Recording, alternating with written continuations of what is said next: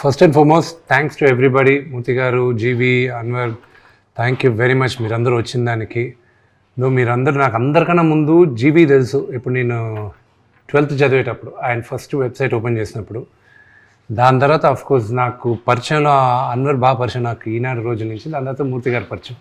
మీరు మాకు చిన్నప్పుడంతా మీరు జర్నలిస్టులుగా ఉన్నప్పుడు పరిచయం, కానీ సన్నిహితం మీతో ఎక్కువ మాకు ఉండేది కదా. మీరందరూ నాన్నగారి జనరేషన్, మీరు ఆయనతో ఎక్కువ చనువు ఉండేది మీకు. ఆయన అంటే లేదా అప్పట్లోనే పాపం మాకు అన్న వయసులో ఉండేవాడు, ఇప్పుడు కూడా అన్న వయసులోనే ఉన్నాడు. ఆయన కష్టం, కొడతాడు అంకుల్ అని పిలుస్తాడు. మూర్తి గారికి అయితే చాలా పేర్లు ఉన్నాయి. ఏమని? చాలా పేర్లు ఉంటాయి మూర్తి గారిని అంకుల్ అని పిలవాలి అయితే నేను. But thank you. యూనో కన్నప్పకి జనరల్గా మీ అందరితో ఇండివిజువల్గా ఇంటర్వ్యూస్ చేశాను, కానీ ఒక గ్రూప్గా I thought let's do something ఏదైనా ఇన్నోవేటివ్గా ఉంటుంది. Let's have a free talk. Kannappa గురించే కాదు, but you know whatever we are doing right here, I just wanted to talk. So thanks for coming. అంటే బిఫోర్ గోయింగ్ టు స్టార్ట్ మీరు ఒక oath తీసుకుంటే better ఏమో అనిపిస్తుంది నాకు. షూర్. ఏంటిది ఆ ఓత్? అంటే అంతా నిజమే చెప్తాను కాదు, తప్పించుకోను. సో తప్పించుకోను, అది మీరు భరించగలిగితే ఓకే. బాగే పర్లేదు. నిజాలు భరించే శక్తి లేదంటారా? ఏమో, నేను చెప్పే మాటలకు భరించే శక్తి ఎవరికో చూసి వాళ్ళకు ఉంటుందా లేదా అని. కానీ మీరు ఏం మాట్లాడినా సరే అది ట్రెండ్ అవుతుంది బాగా. That's currently I'm the trending person అనమాట. I'm happy for it. Dil Raju గారి భాషలో చెప్పాలంటే నన్ను చూపిస్తే నా గురించి మాట్లాడితే వ్యూస్ వస్తాయి అని అంటారు ఆయన ఎక్కువ. ఆయన ప్రతి దాంట్లో కొంచెం పాపులారిటీ ఉన్న వాళ్ళందరికీ ఉన్న అడ్వాంటేజ్ అది. ఒకసారి ఎవరో ఏదో మాట్లాడితే సునీల్ గట్టిగా అన్నాడు, మాట్లాడుకొని తమ్ముడు నా గురించి మాట్లాడితే వాళ్ళ ఇంట్లో దీపం వెలుగుతుంది. ఎలాగని నెగిటివ్గా మాట్లాడితే పాజిటివ్గా మాట్లాడితే ఏంటి, నా గురించే కదా మాట్లాడుతున్నాడు, మాట్లాడుకోండి అన్నాడు.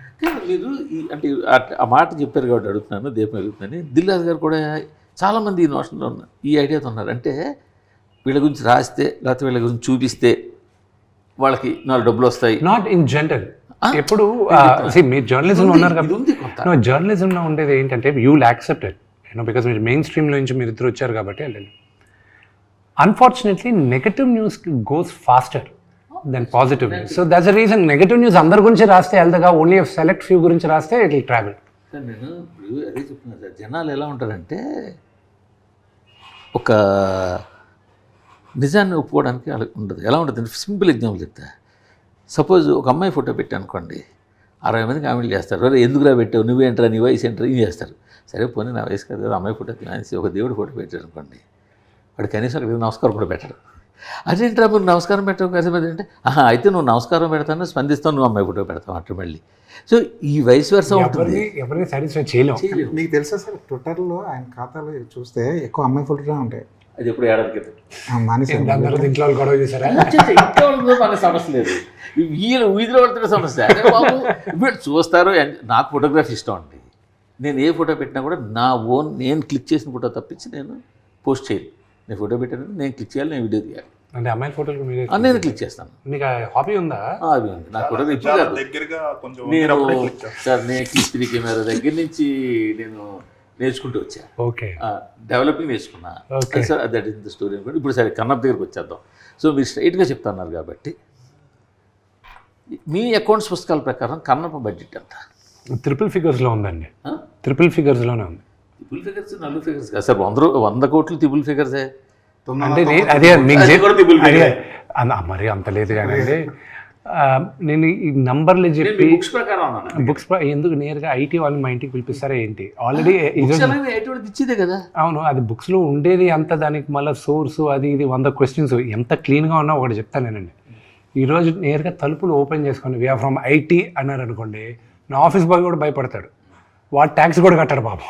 వాడికి ముందు ఉండేది మన అందరికీ ఐటీ అన్నమంటే ముందు భయం, ఎందుకు వచ్చిన గొడవ అని. సో అనుకునేది మాత్రం ట్రిపుల్ ఫిగర్స్లోనే వెళ్ళాం. బట్ మోర్ ప్రాబబ్లీ ఇయర్లో one of the biggest budget movies అవుతుంది, అంతవరకు నేను చెప్తాను.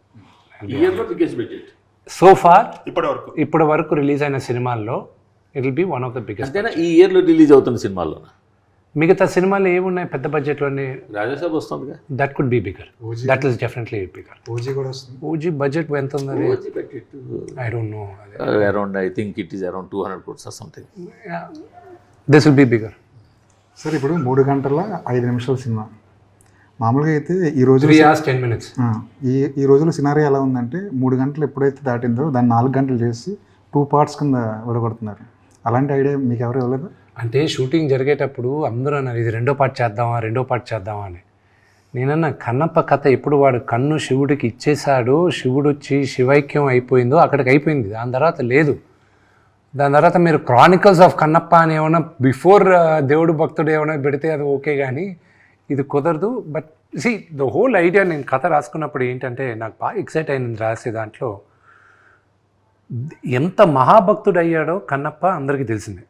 అంటే 63 నాయనార్లో ఇతను ఒక 13వ నాయనారుగా నిలిచిపోయాడు, ఒక ఆటవికుడు వచ్చాడు, okay.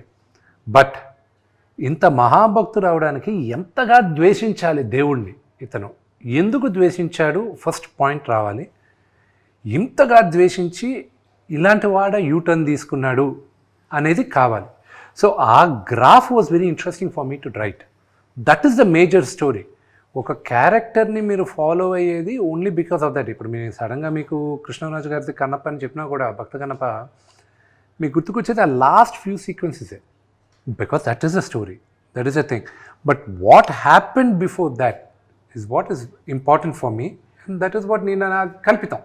That's all make believe. అది నేను ప్రిపేర్ చేసుకున్నాను. అందుకే కథ అని మీ పేరు వేసుకున్నారా? కల్పితం, ఫాంటసీ.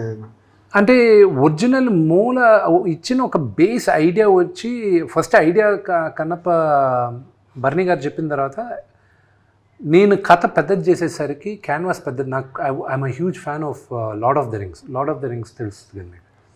సో నేను కాలేజ్లో ఉన్నప్పుడే పుస్తకాలు చదివాను, కామిక్ బుక్ అదే నావెల్స్. దాని తర్వాత మూవీస్ వచ్చినప్పుడు I went extensively watching the movies. మళ్ళీ రింగ్స్ ఆఫ్ పవర్ వచ్చినప్పుడు కూడా అన్నీ చూశాను. ఫర్ మీ కన్నప్ప ఉండే వరల్డ్లో there was an opportunity for this, the world of Kannappa. And then I said okay, ఎందుకు మనం చేయకూడదు అన్న ఉద్దేశంతో చేసి బర్నీ గారు ఉండి, విష్ణు నువ్వు వెళ్ళేది నాన్న చాలా భారీ ఎత్తున ఉంది, నాకు 2-3 కోట్లు ఇచ్చావంటే నేను చేస్తాను, అంతగా నువ్వు అనుకున్న స్పాన్లో నేను చేయలేను, కథ నీకు ఇస్తాను, నువ్వు చేసుకోవాలి. 2015లో ఇచ్చేశాడు. అప్పటికి ఆయన వచ్చేటప్పటికి I had spoken to America నుంచి I had brought in storyboard artist.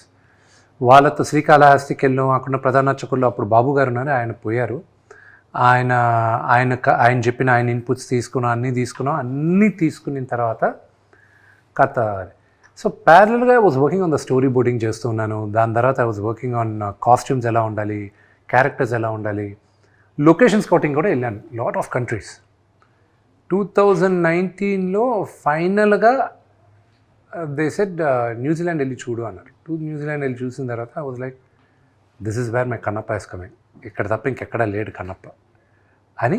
Then we lock. So మీరు సినిమా 27వ తేదీ చూసేటప్పుడు కూడా ఎక్స్ట్రాడినరీ విజువల్స్ ఉంటాయి.